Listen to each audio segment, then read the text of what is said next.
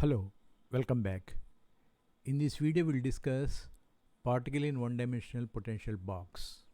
In quantum mechanics, there are some problems that can be solved exactly, while some other problems which needs certain approximations to be made to solve the problems.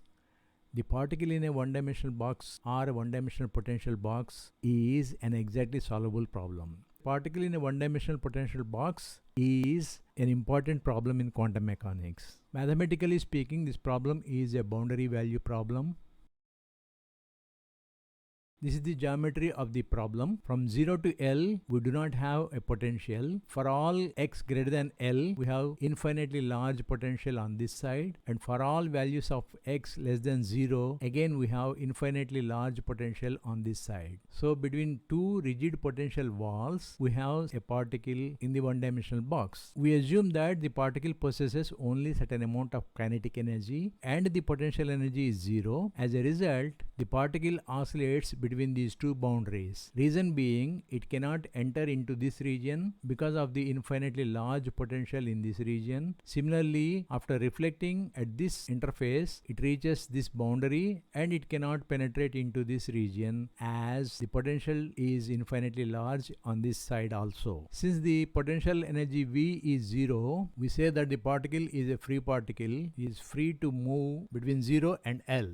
Particle is always available between 0 and L. We shall describe the geometry mathematically. V of x is equal to 0 for 0 less than x less than L, and V of x is equal to infinity for L less than or equal to x less than or equal to 0. To solve the problem, let us set up the Schrodinger's one-dimensional equation. The Schrodinger equation is d square psi by dx square plus 2m e upon h bar square psi is equal to 0. We'll call this 1. In the Schrodinger's equation, since the potential is 0 and we are writing for a free particle, the Schrodinger's equation becomes d square psi by dx square plus 2m e upon h bar square psi is equal to 0. We rewrite this as d square psi by dx square plus some k square psi is equal to 0, where k square is equal to 2me upon h bar square, where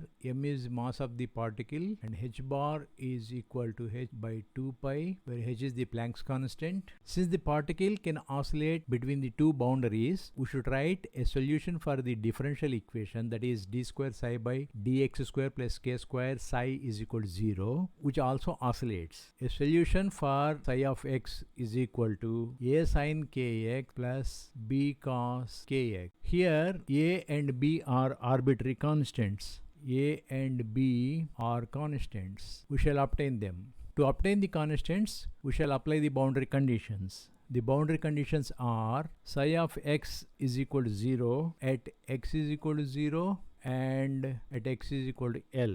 Then when you write psi of x at x is equal to 0, we get a sin k0 plus b cos k0. In the first term, we have sin 0, which is 0 times a is 0. The second term, cos 0 means 1 multiplied by b means it is a b. So in order to make the wave function 0 for x is equal to 0, constant b must be equal to 0. Now we shall apply the second boundary condition, that is psi of x at x is equal to L is equal to a sin kl. The second term is already 0. We have seen that b is equal to 0, so anything multiplied by 0 is 0. So this should be equal to 0. Means kl must be integral multiple of pi, or k is equal to n pi by L. Here n is called the quantum number. Since we have written k square is equal to 2me upon h bar square, which is equal to now n square pi square upon L square. From this you can write E as n square pi square h bar square upon 2m L square. The quantum number n can take values 1, 2, 3, so on and so forth. Since for each value of n we get different E, so we use a suffix here to indicate that it is the energy corresponding to that particular quantum number.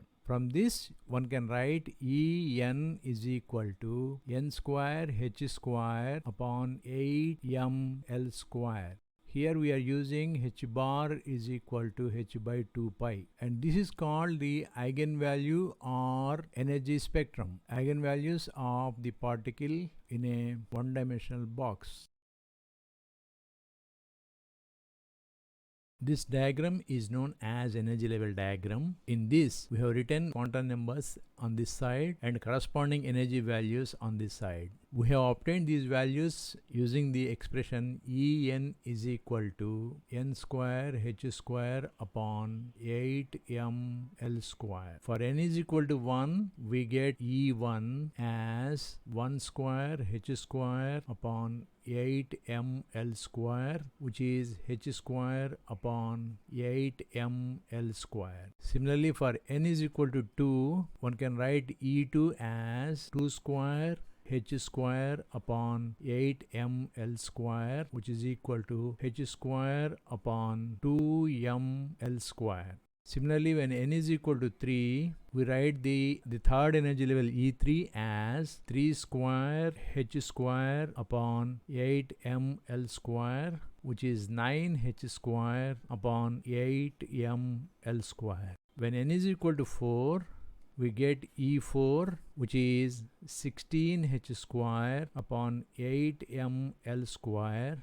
This is equal to 2 h square upon ml square. This is how we calculate energy associated with each of the quantum numbers. Since the particle cannot escape from the potential well, we can find out the arbitrary constant A using the normalization condition. We know that the wave function psi n of x is equal to A sin n pi x by L. Since the particle cannot escape the potential well, the probability of finding the particle within the potential well should always be equal to 1. That is the normalization condition in the case of one-dimensional potential box. Therefore, we calculate the integral 0 to L psi n of x mod square dx is equal to 1. Psi n of x is A sin n pi x upon L.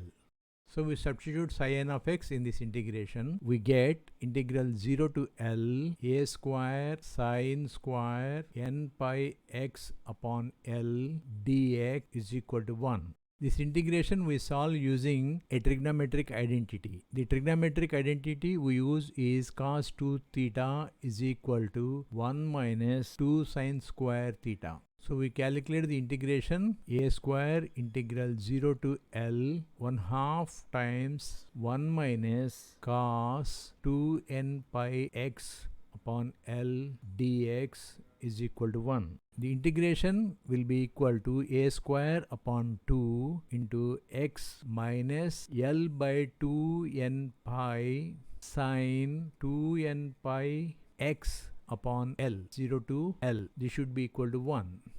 When you apply the upper limit, you get A square by 2 into L minus, in the second term when you apply the upper limit, you get a 0 because sin 2n pi L upon L is equal to sin 2n pi, which is always equal to 0. So the second term is 0. Similarly, when you apply the lower limit, both the terms they eventually become 0. This is equal to 1 implies A square L by 2 is equal to 1, or A is equal to square root 2 by L. Now we write the complete wave function as psi n of x is equal to square root 2 by L sin n pi x upon L. Psi n of x is called the eigen functions. For different value of n, we get different functions. We shall see the wave functions and their probability density also. Here we are plotting the wave functions for n is equal to 1, n is equal to 2, and n is equal to 3. Between 0 and L, the wave function will be like this. When the particle is in n is equal to 1 state, if the particle is in the potential well in n is equal to 2 state, then the wave function looks like this. Similarly, when n is equal to 3, you get the wave function like that. The probability density of these waves will be mod psi n square. We are plotting the mod psi n square along the vertical direction and 0 to L along the x direction. Corresponding to n is equal to 1, we have the probability density function in this fashion. There is one maxima, and this maxima corresponds to the quantum number. The quantum number essentially gives the number of maximas in the probability density function of the particle. When n is equal to 1, we have only one maximum, and when n is equal to 2, there are two maxima here. One is here, one is there, and when n is equal to 3, we have three maxima. Please note that when n is equal to 1, the probability of finding the particle is maximum at the middle of the potential box, while when n is equal to 2, the probability of finding the particle at the middle of the potential well is 0. However, it is maximum at 1/4 separation and 3/4 separation from the origin. Similarly, when n is equal to 3, we have 3 maxima. Again, we have a non-zero probability density for the particle at the middle of the potential well.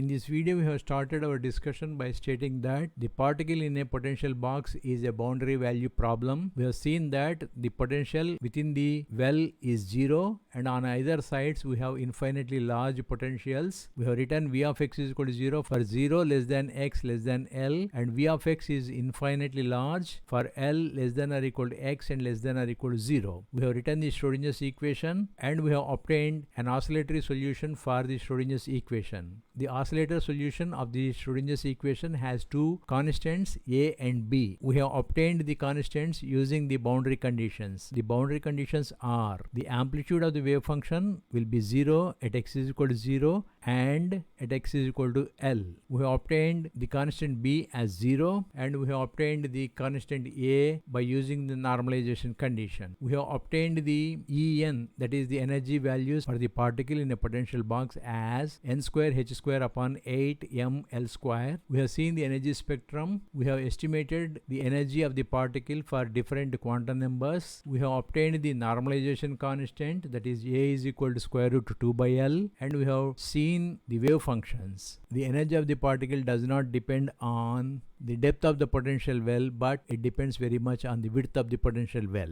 We have seen the wave functions and the probability density functions also. Thank you.